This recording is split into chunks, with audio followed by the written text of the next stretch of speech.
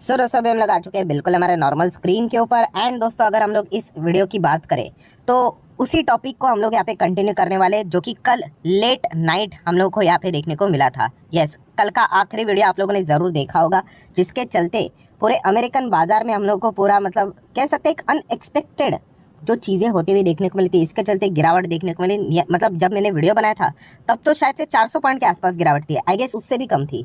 But अगर हम लोग क्लोजिंग की बात करें तो आप देख सकते हो अमेरिकन बाजार में लगभग 0.25% की, या फिर आप बोल सकते हो 574, मतलब बहुत बड़ी गिरावट हम लोग को देखने को मिली। और एक तरफा गिरावट थी, मतलब जैसे ही वो सारी चीज़ें होती हुई देखने को मिली, राइट, उसके बाद कोई भी यहाँ पे कमबैक का मौका ही नहीं मिला। लोअर लो लोअर लो लोअर लो ही हम लोग को देखने को यहाँ पे मिल चुका है। सो इसी चीज़ से रिलेटेड अगर हम लोग बात करें तो नो डाउट आज के दिन इंडियन मार्केट का क्या परफॉर्मेंस होगा, इसके ऊपर हर किसी का अच्छा खासा फोकस था। ओपनिंग की अगर हम लोग बात करें तो एक्सपेक्टेड था कि गैप डाउन हो सकता है, वैसे ही कुछ चीज़ें देखने को मिली। उसके बाद बाकी की अलग अलग जो फैक्टर्स होते हैं उसके हिसाब से बाजार चलता है। बट अगर देखा गया तो यस, अमेरिकन बाजार में जो नर्वसनेस रहती है दोस्तों, ऑब्वियसली पूरे वर्ल्ड मार्केट के लिए इंपॉर्टेंट चीज़ बन जाती है। एंड आप देख सकते हैं कि हमारा मार्केट भी पिछले कुछ दिनों से अच्छा कर रहा था, उसकी भी रफ्तार अमेरिकन बाजार के चलते हम लोग को कुछ हद तक रुकते हुए देखने को यहाँ पे ज़रूर मिली है। सो डेफिनेटली ये बताने का मकसद क्या होता है कि इंडियन मार्केट ने क्या करना चाहिए, मतलब इंडियन ट्रेडर ने तो फोकस रखना ही होता है, बट इन्वेस्टर ने भी अमेरिकन बाजार में क्या चल रहा है इससे रिलेटेड एक थोड़ा सा अंदाज़ा लेकर यहाँ पे रखना होता है। इसके चलते आप लोगों को पता चल जाता है कि हमारे मार्केट में भी क्या चीज़ें हो सकती है करके। सो फिलहाल अगर देखा गया तो यस, अमेरिकन बाजार में कल के दिन जो लेट नाइट हम लोग को सुपर ड्रामा देखने को मिला, जो पॉवेल जी हैं उन्होंने जिस प्रकार की पलटी मारी, एंड इसके चलते जो पूरा हड़कम मचते हुए देखने को मिला, इसके चलते अभी बहुत सारे क्वेश्चन मार्क्स अभी यहाँ पे रेज हो चुके हैं। नो डाउट अभी मैं आप लोगों को इस वीडियो में 3 इंपॉर्टेंट डेट्स बताने वाला हूँ। डेट्स मतलब आप कह सकते हैं आने वाले बड़े इवेंट्स बताने वाला हूँ, जिसमें आप लोगों को अमेरिकन बाजार के ऊपर फोकस रखना पड़ेगा। एंड जैसे मैंने आपको कहा कि अमेरिकन बाजार में इवेंट है ना, एंड वहाँ पे अगर इस प्रकार की चीज़ें अगर बार बार यहाँ पे होती रही तो डेफिनेटली इसका जो इम्पैक्ट है वो हमारे मार्केट के ऊपर भी पास ऑन यहाँ पे हो सकता है। सो डेफिनेटली आने वाले कौन से 3 इंपॉर्टेंट इवेंट है और उसके ऊपर क्यों फोकस रखना चाहिए, इसके पीछे का रीज़न यही है दोस्तों कि कल के दिन जो उन्होंने यहाँ पे स्टेटमेंट्स दिए हैं उससे रिलेटेड आगे का डेवलपमेंट इन्हीं 3 पॉइंट्स के ऊपर निर्भर रहने वाला है। सो पॉवेल जी ने कल क्या बोला था, हर किसी को यहाँ पे पता ही है कि महंगाई यहाँ पे काबू में नहीं आ रही है, एंड आने वाले समय में और भी ज़बरदस्त रेट हाइक्स यहाँ पे हो सकते हैं। एंड वो भी उन्होंने क्या बोला, हायर फॉर अ लॉन्गर, मतलब ऐसा भी नहीं कि हायर फॉर अ शॉर्टर करके। पहले तो ये चीज़ें देखने को मिलती थी कि ज़्यादा बढ़ाएंगे बट कम समय में कर देंगे, निपटा लेंगे मामले को, बट नहीं, अभी ज़्यादा भी बढ़ा देंगे और लंबी अवधि तक बढ़ा देंगे। तो इस प्रकार की कॉमेंट्रीज को ऑब्वियसली बाजार बिल्कुल भी वेलकम यहाँ पे नहीं करता। एंड सबसे वर्स्ट पॉइंट कौन सा है दोस्तों, ये चीज़ें आपको सीखने को मिल रही है, यस, अनसर्टेनिटी। यहाँ पे एंड बाजार को अनसर्टेनिटी बिल्कुल भी पसंद नहीं होती कि क्या होगा, ये क्वेश्चन मार्क वाली चीज़ें यहाँ पे रेस कर दी उन्होंने। पहले जो उन्होंने बोला था बहुत स्पष्ट बोला था, बहुत कॉन्फिडेंटली बोला था कि अच्छा खासा यहाँ पे इकोनॉमी कर रहा है, इन्फ्लेशन धीमे धीमे करके काबू में आ रहा है। एंड उनके वर्ड्स एक्शन के साथ भी मैच हुए जब उन्होंने 25 बेसिस पॉइंट का रेट हाइक किया करके, राइट। मैं तो इसके अगेंस्ट था, क्योंकि जैसे मैंने आप लोगों को बताया था कि एक बार आप 25 को यहाँ पे कर लेते हो, फिर उसके बाद आप यहाँ पे गाड़ी अगर रिवर्स गियर में लेके चले जाओगे तो फिर प्रॉब्लम हो जाएगा। एंड फिलहाल अभी यही संकेत देखने को मिल रहे हैं कि 25 बेसिस पॉइंट की बातें उन्होंने की थी, अभी 50 की बातें हम लोग को इनडायरेक्टली वे में वो बोलते हुए देखने को यहाँ पे मिल रहे हैं। उनके बोलने का अर्थ इनडायरेक्टली यही था कि आप मेंटली प्रिपेयर हो जाओ करके। सो यही चीज़ हम लोग को फिलहाल तो देखने को मिले। अगर ये इस प्रकार का कोई हिंट नहीं देंगे ना, एंड अगर डायरेक्टली जो 22 तारीख को जो आउटकम आएगा फेड का, उसमें अगर डायरेक्टली 50 कर देंगे तो मार्केट तो 1000-1200 पॉइंट गिर जाएगा। मैं अमेरिकन बाजार की बात कर रहा हूँ। तो इसलिए ये इस प्रकार की पहले चीज़ें क्या कर लेते हैं, मार्केट में एक माहौल क्रिएट करवा के रख लेते हैं कि अभी कोई किसी को शॉक नहीं लगेगा कि फेड अभी रिवर्स गियर में गाड़ी लेकर जा रहा है करके। तो ये चीज़ें हम लोग को आने वाले समय में ज़रूर देखने को यहाँ पे मिल सकती है। एंड इसी के चलते अभी क्या होने वाला है कि जो टर्मिनल रेट रहता है वो अभी हम लोग को रिवाइज होते हुए देखने को मिल जाएगा।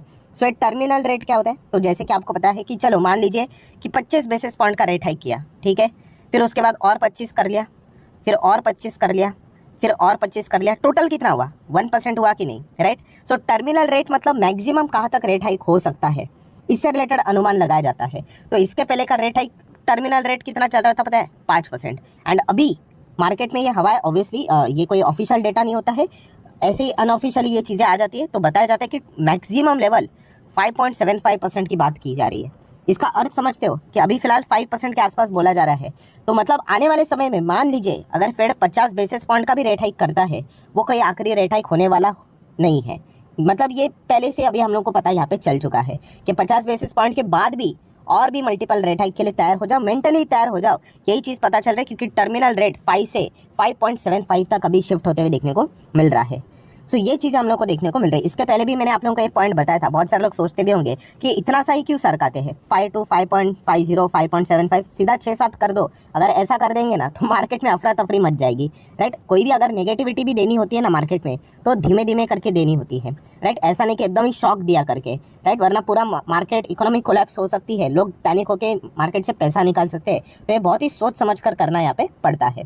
तो ये भी चीज़ हम लोग को देखने को मिल रही है।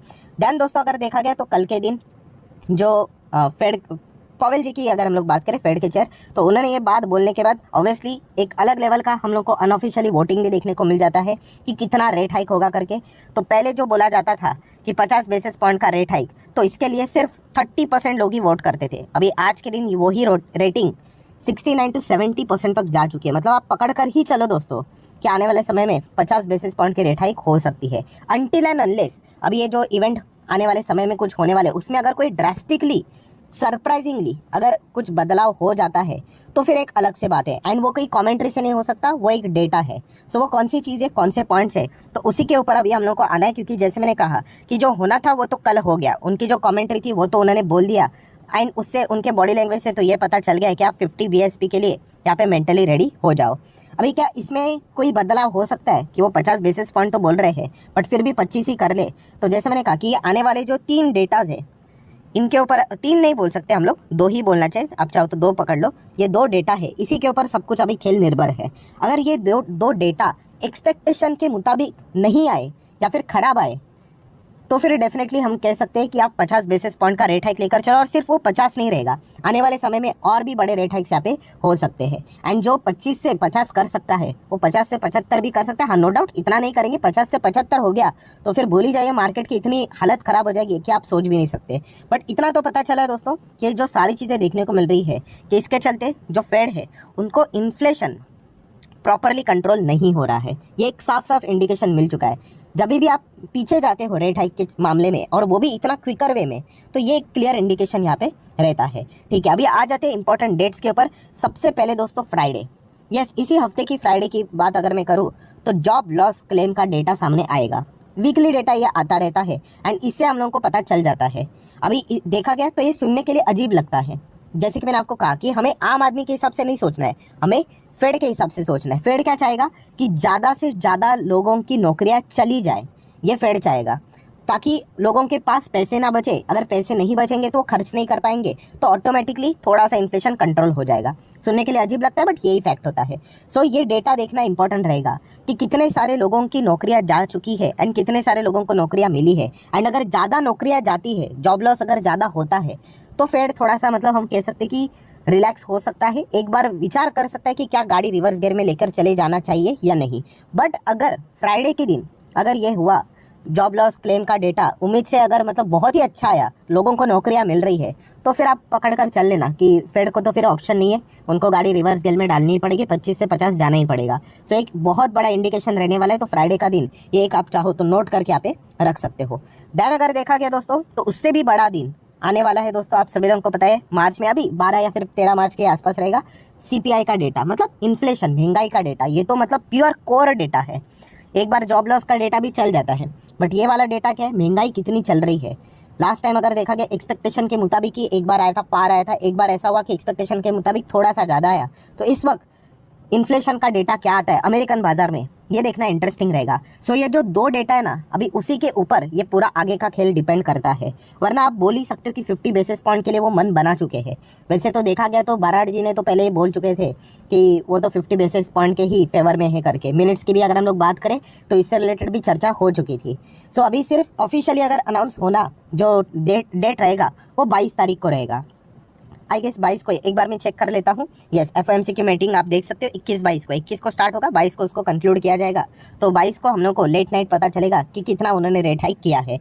सो अगर देखा गया तो जैसे मैंने कहा कि 50 के लिए रेडी हो जाओ एंड इसमें अगर कोई बदलाव हो सकता है तो ये 2 डेटा के ऊपर फोकस रखना पड़ेगा। अगर इसमें कोई बहुत ही ड्रास्टिकली चेंज हुआ कि लोगों की बहुत सारी नौकरियां चली गई एंड CPI में इन्फ्लेशन का डेटा, इन्फ्लेशन ज़बरदस्त गिर गया, तब जाके शायद से अमेरिकन बाजार में करवट बदल दी जाए, क्योंकि फिर लोग सोच सकते हैं कि शायद से फिर इस वक्त 50 नहीं, फिर वापस 25 बेसिस पॉइंट का रेट हाइक करेगा। बट अगर ये डेटा उम्मीद के मुताबिक अगर नहीं आए, खराब आए, तो फिर मतलब आप 22 तारीख को भी इंतजार करने की कोई ज़रूरत नहीं। वो तो जस्ट एक मतलब बोलते हैं ना फॉर्मेलिटी रहेगी, उसके पहले ही बैंड बच जाएगी अमेरिकन मार्केट की। तो ये देखना इंटरेस्टिंग फैक्टर अभी आने वाले समय में यहाँ पे हम लोग को देखने को मिलने वाला है। एंड प्लस उसी के साथ साथ रिसेशन की बातें यहाँ पे की जा रही है। ठीक है, वो तो सारी चीज़ें यहाँ पे चलते हैं। टेक्निकल रिसेशन आएगा नहीं आएगा, अभी तक तो ऐसी कुछ चीज़ें देखने को नहीं मिल रही। बट येस, अमेरिकन मार्केट को कोई फोकस में रखना है, क्योंकि आप देख सकते हो अमेरिकन मार्केट और इंडियन मार्केट का जो चार्ट पैटर्न है वो बिल्कुल हम लोग को मैच खाते हुए देखने को मिल जाता है। हाँ, थोड़ा गैप रहता है। ये हमारा इंडियन मार्केट है, थोड़ा ऊपर की साइड पे चल रहा है।